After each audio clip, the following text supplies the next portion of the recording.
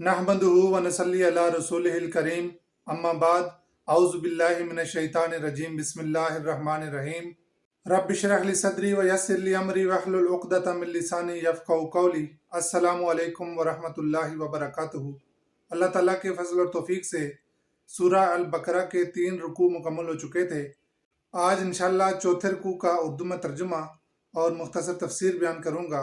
औज़ु बिल्लाहि मिनश शैतानिर रजीम बिस्मिल्लाहिर रहमानिर रहीम वइज़ क़ाल रब्बुका लिल मलाइकति इन्नी जाइलुन फिल अर्दि खलीफा क़ालू अतजअलु फ़ीहा मन युफ़्सिदु फ़ीहा व यस्फ़िकु दिमा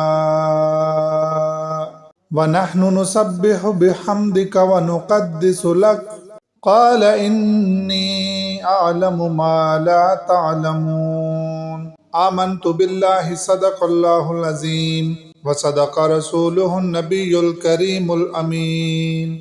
अब यहाँ से बहुत अहम मज़मून शुरू हो रहा है, ये कि दुनिया में इंसान की हैसियत क्या है। ये बताया गया कि वो अल्लाह ताला का खलीफा है। खलीफा आम तौर पर जब कोई हकम रुखसत हो जाता है तो उसकी जगह जो जानशीन आता है उसे खलीफा कहते हैं।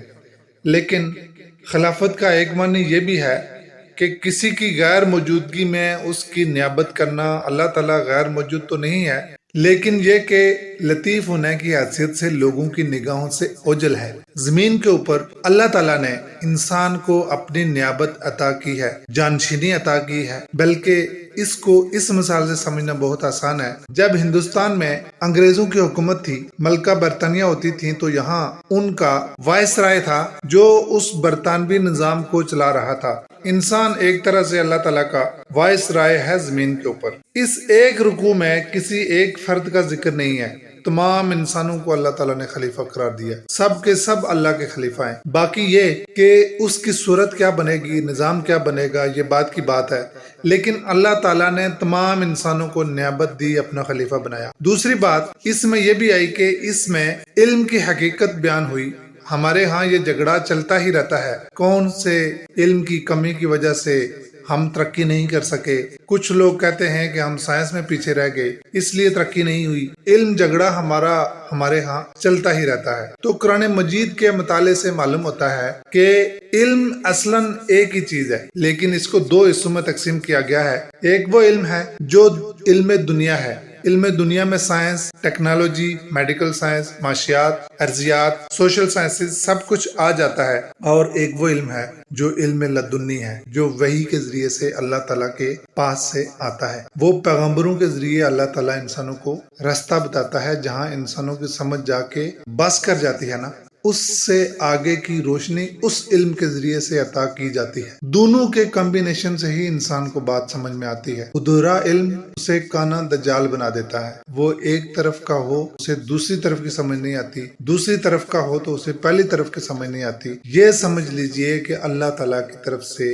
इल्म आता है। दुनिया के इल्म की जितनी आपकी सतह होती है उसके मुताबिक ही आता है। जब इंसान का जहन छोटा था उस वक्त अहकाम भी थोड़े दिए गए थे। जब उसके मसाइल कम थे उसको हुक्म भी थोड़े बताए गए थे। उसे हिकमत बताई ही नहीं गई, सिर्फ अहकामात बताए गए। जब इंसान इस काबिल हो गया कि कुरान का तहम्मुल कर सके, कुरान करीम जैसा अजीम इल्म उसे दे दिया गया। मूसा अलैहिस्सलाम पर कुरान नहीं उतारा गया, या आदम अलैहिस्सलाम पर तौरात नहीं उतारेगी। तो जितनी आपको जरूरत होती है उतना ही अल्लाह ताला आपको इल्म अता फरमाता है। दुनिया के इल्म का भी इनकार नहीं। आज भी कुरान मजीद हमारे सामने मौजूद है, लेकिन इस कुरान से हम फायदा कितना उठाएंगे, जितनी हमारी समझ होगी। समझ कैसे बनेगी?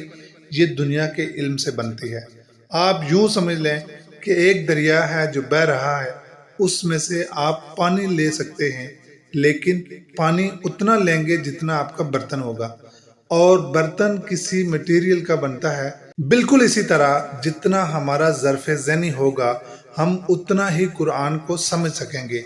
जितना हम दुनिया को जानते हैं उतना हम कुरान से सीख सकेंगे, और जितना थोड़ा दुनिया के बारे में जानते हैं उतना थोड़ा कुरान को समझ सकेंगे। जितनी अकल दुनिया के इल्म से ज्यादा हो गई है اتنا زیادہ ہم قرآن کو سمجھ سکیں گے۔ اس رکوع میں دونوں باتیں آئیں، یہ کہ اللہ تعالیٰ نے انسان کو خلافت دی اور یہ کہ اللہ تعالیٰ نے انسان کو دو قسم کے علم دیے۔ ایک وہ علم ہے جو حواس خمسہ سے حاصل ہوتا ہے، اور دوسرا وہ علم ہے جو علم لدنی ہے، اللہ تعالیٰ کی طرف سے آتا ہے۔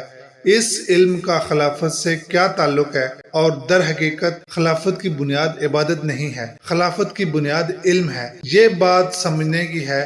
ابھی یہ ساری چیزیں آگے ہم پڑھیں گے۔ فرمایا وَإِذْ قَالَ رَبُّكَ لِلْمَلَائِكَةِ، یہ قرآن میں پہلی مرتبہ آیا ہے یہاں پر، لیکن نزولی ترتیب میں دیکھیں یہ 7ویں مرتبہ یہ آیت آ رہی ہے۔ 6 مرتبہ مکی قرآن میں آ چکا ہے، جہاں آخری دفعہ سورہ بقرہ میں آیا ہے، لیکن اس کتاب کی ترتیب میں پہلی مرتبہ ہمیں نظر آ رہا ہے۔ وَإِذْ قَالَ رَبُّكَ لِلْمَلَائِكَةِ، اور یاد کرو جب تیرے رب نے فرشتوں سے کہا انی جاعل فی الارض خلیفہ، میں زمین کے اوپر ایک نائب بنانے والا ہوں۔ قالوا اتجعل فیہا من یفسد فیہا، یہ ایک ایسی بات ہے۔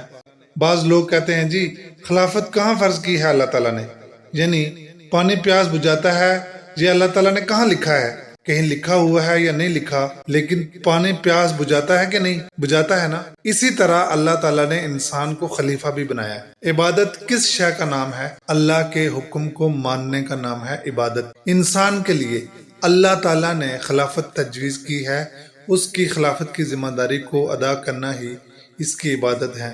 اگر انسان خلافت کا حق ادا کرے گا یہی عبادت ہے۔ باقی سورج کی عبادت کیا ہے؟ وہ اس راستے پر چلتا رہے جو اللہ تعالیٰ نے اس کے لیے مقرر کر دیا، اور روشنی بکھیرتا رہے جو اس کے اندر اللہ تعالیٰ نے صلاحیت رکھی ہے، یہ اس کی عبادت ہے۔ ہر شے جس مقصد کے لیے بنی ہے اس مقصد کو پورا کرنا اس کی عبادت ہے۔ انسان کو اللہ تعالیٰ نے خلافت کے لیے بنایا ہے، یہ خلافت کی ذمہ داریاں ادا کرے، یہی اس کی عبادت ہے۔ وَإِذْ قَالَ رَبُّكَ لِلْمَلَائِكَةِ إِنِّي جَاعِلٌ فِي الْأَرْضِ خَلِيفَةً قَالُوا وَتَجْعَلُ فِيهَا، فرشتوں نے کہا تو اس کو بنانے والا ہے من یفسد فیہا، جو یہاں پہ فساد مچائے گا، وَيَسْفِكُ الدِّمَاءَ، اور خون ریزی کرے گا۔ سوال پیدا ہوتا ہے کہ فرشتوں کو کیسے پتا ہے کہ انسان خون ریزی کرے گا؟ اس کا ایک جواب یہ دیا گیا کہ انسانوں سے پہلے زمین پر جنات آباد تھے، وہ یہ کرتے تھے، اس وجہ سے فرشتے سمجھ گئے کہ یہ جو نئی مخلوق آئے گی یہ بھی وہی کام کرے گی جو پہلے والوں نے۔ اور ایک رائے یہ دی گئی کہ انسان خلیفہ ہوگا۔ ظاہر بات ہے جب خلیفہ ہوگا تو اس کے پاس اختیار بھی ہوگا، جہاں اختیار ہوگا تو وہاں اس کے غلط استعمال کا امکان بھی ہوگا، تو اس وجہ سے فرشتوں نے قیاس کر کے بتایا کہ خون ریزی کرے گا۔ وَنَحْنُ نُسَبِّحُ بِحَمْدِكَ وَنُقَدِّسُ لَكَ، اب انہوں نے انسان کے خلیفہ ہونے پر اعتراض کر دیا کہ یہ خون ریزی کرے گا، لیکن اپنا تذکرہ کر دیا وَنَحْنُ نُسَبِّحُ بِحَمْدِكَ، اے اللہ ہم آپ کی حمد کے ساتھ تسبیح کرتے ہیں، وَنُقَدِّسُ لَكَ، اور آپ کی پاکی بولتے ہیں۔